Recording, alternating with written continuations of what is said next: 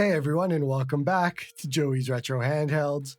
I'm Joey, and today we're going to be reviewing another pair of AR glasses, the RayNeo Air2s. Now, I had never heard of RayNeo until I met them at CES, but they are under the TCL brand of companies with their backing, and I'm guessing a lot of people are at least familiar with TCL. They do a lot of TVs and things like that. So these here are the new Air 2s glasses, which is an upgrade over the previous Air 2 glasses, but I've never had those. So we're going to look at it today from a fresh set of eyes. Pun intended. Now, these glasses sport a massive 201-inch screen, and if you recall, the last glasses I reviewed were the Viture Pro XRs, and those only had a 135-inch screen. I have no way of knowing if there is an actual difference because it looks the same when you're using both glasses, but I guess somehow, somewhere, the actual inches do matter. I'm going to do quite a few comparisons today between both glasses since that's really where my familiarity is, and probably helps you make a decision since you're probably familiar with both. Now, both of them do have that same clarity technology that makes the edges a lot better for reading compared to previous generation glasses, which is great.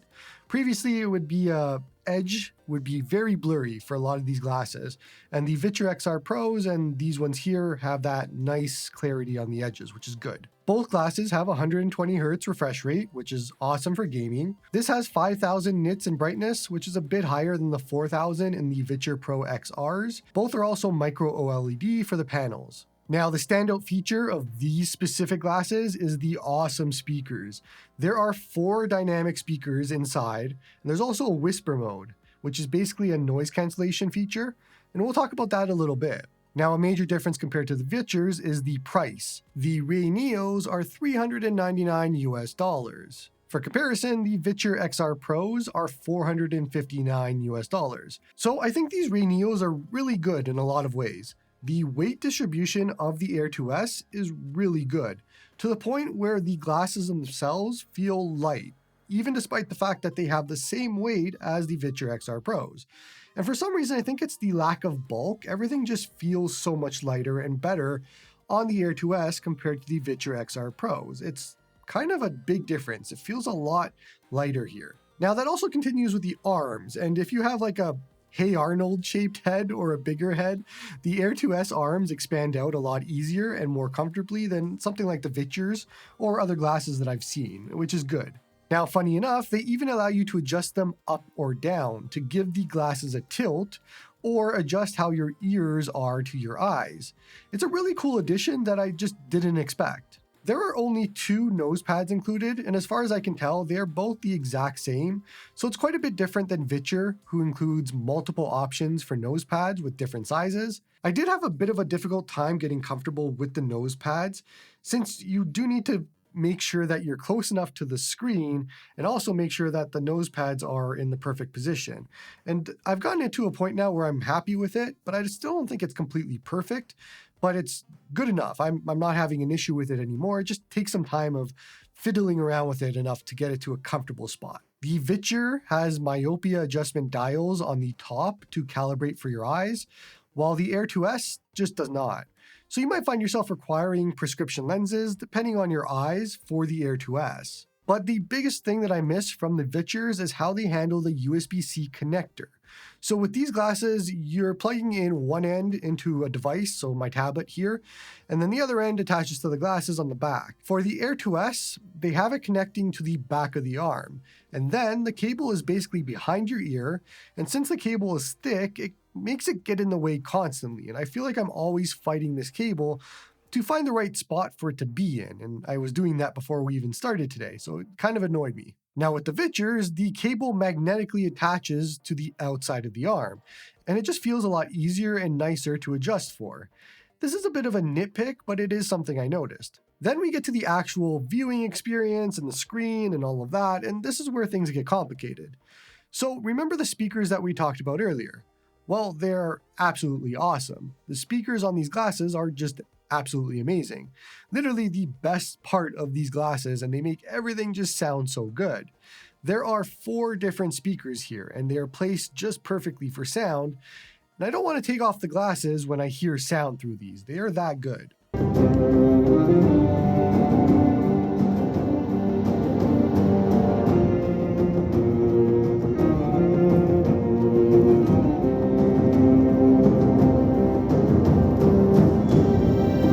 Now, they're not loud, it's not something that your partner will hear, but they also have a whisper mode, and that makes them a lot quieter if that's an issue for you. It's kind of a noise cancellation feature.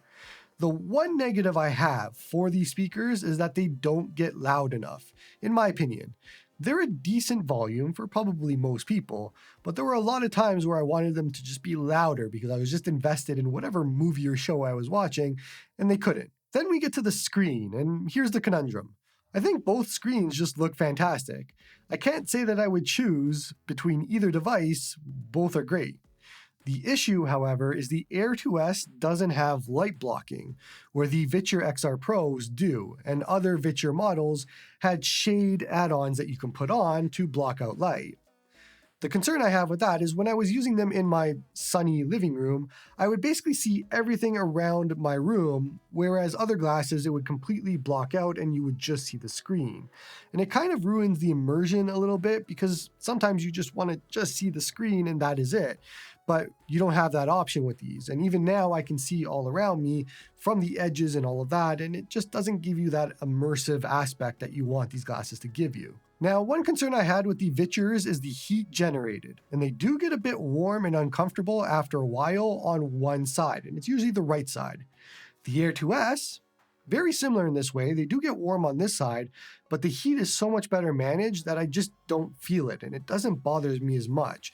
So that is a one big positive here, is that I feel like I can wear these for a lot longer than the Vitures, just because there's just less heat generated from what I could feel. Now, feature-wise, both glasses are very similar. The Air2s can do 120 Hz, whisper mode, and you can adjust the actual screen from standard to vibrant to soft for color temperatures. And that's kind of it. But you can do all of this on the device itself, which is an upgrade over the previous Air2s, I'm told, and it's not something the Vitures can do either. Now, the main complaint that I have feature and software-wise is that it doesn't remember your settings. So if I disconnect and reconnect, it always resets the brightness to 50%, resets the volume, resets 120 Hz to 60 Hz, and all of that.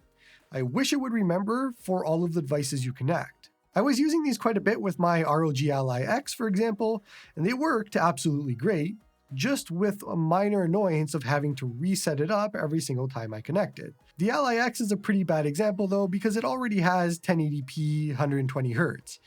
But you will get a nice boost and upgrade over other devices that maybe are 720p and 60 Hz or 1080p and 60 Hz, thanks to these glasses where you can just get much better resolution and frame rate. And it opens up the world of gaming just a lot more for me, and it makes it a lot better because you can just hold the device in any way that you want and just stare wherever you want, and it's so much more comfortable. Let's do a wrap up here, and I think overall these are very good glasses. I think these are a fantastic option for any movie viewing, any shows, gaming, and all of that sort of thing where sound is a priority and it just excels at that. Couple this with the big screen and the 120 Hz, and you have a fantastic pair of glasses. Now, compared to the Vitures, it's tough, as I kind of want to merge both the glasses into a perfect pair of glasses. The Vitures win out on software, on customizability, the extra functions for myopia adjustments, the nose pads, and all of that sort of thing. Plus, the light blocking is kind of a necessity to me. But the Air2s is much better for comfort and for heat management, and they're cheaper. I don't think you can go wrong with either pair of glasses, but I know that if I want to watch a movie, I'm going to be grabbing the Air2s. That's going to be it for this one. Don't forget to like and sub to help the channel grow. Come join me on the Discord to talk all about AR and XR glasses. Support me on Patreon if you like my stuff. And hope you all have a good one.